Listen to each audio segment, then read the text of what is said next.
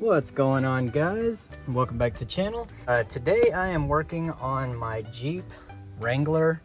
The issue I was having was every once in a while my switch light would go off and I wouldn't have power, and so I'd have to jiggle my wire, and it was mainly right in here in this sleeve right here, and I would move it and it would reconnect like there was a short in it or something, and then it just completely quit working. So my hunch was that maybe there was a wire or something that had broken inside this sleeve. So what I did was took a razor blade and I opened up this sleeve here, slid it down, and to my surprise I found this broken wire, and I pulled the other side out, and this is the other side of that wire.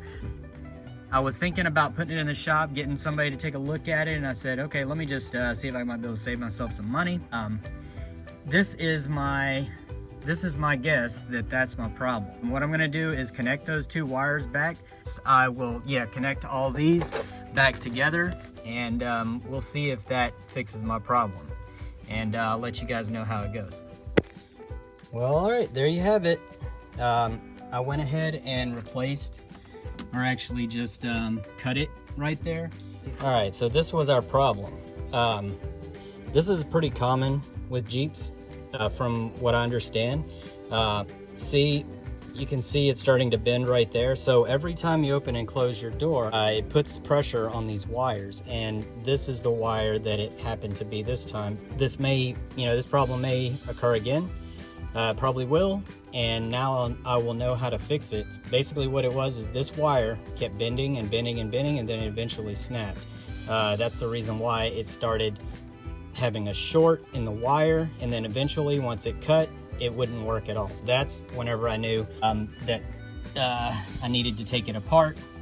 Took the panel off, and the crazy thing is I was actually thinking about troubleshooting and replacing the whole wiring system because of this, and then I said, let me go online. I looked at a YouTube video and somebody mentioned that, and so I said, okay, well let me take this sleeve off and see if, just check and make sure that all those wires are okay, because I know that it's been putting a lot of pressure on those wires. That is what happened. So now you can see that after I connected those wires